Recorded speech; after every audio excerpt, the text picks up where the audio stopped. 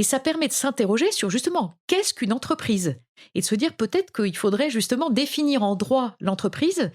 Et du coup, dans l'article 1832 du Code civil, qui finalement celui-là n'a pas été transformé dans la loi Pacte, puis je vais arriver aux entreprises à mission, je ne les oublie pas. Le fil rouge. L'article 1832 du Code civil, il dit il y a des associés qui se mettent ensemble pour faire du profit. Et il y a un certain nombre de personnes qui, depuis une vingtaine d'années, ont réfléchi pour proposer une transformation de la définition, justement, de la société commerciale et du rôle de l'entreprise, en disant, en fait, on devrait mettre en avant le fait qu'une entreprise, c'est un projet collectif, financé au moyen du profit, et dont on doit vérifier que son activité est compatible avec l'intérêt général.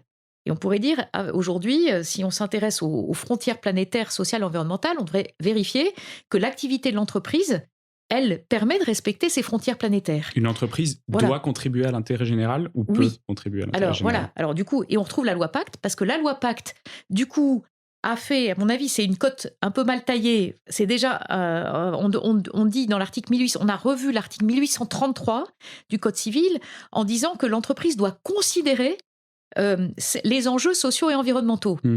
Donc, voilà, on revient, on n'est pas encore à dire l'entreprise doit systématiquement, on doit lui demander de rendre des comptes de la façon dont elle contribue à cet intérêt général, compris social et environnemental. Donc c'est pour ça que, et du coup dans la loi Pacte, il y a cette possibilité pour des entreprises qui le souhaitent de demander à être considérées comme des entreprises à mission, c'est-à-dire elles définissent leur mission, qui correspond justement à une mission à vocation d'intérêt général, social et environnemental. Et puis, elles doivent créer un comité de mission avec des personnes tierces qui doivent vérifier qu'elles répondent à leur mission. Donc, on voit bien qu'on est quelque chose qui est toujours un engagement volontaire d'entreprise qui les contraint, mais on n'est pas du tout dans une contrainte qui s'applique à toutes les entreprises. Or, malheureusement, la situation, on voit bien aujourd'hui qu'elle est gravissime. Et que, moi je dis souvent que les entreprises font partie du problème et doivent faire partie de la solution.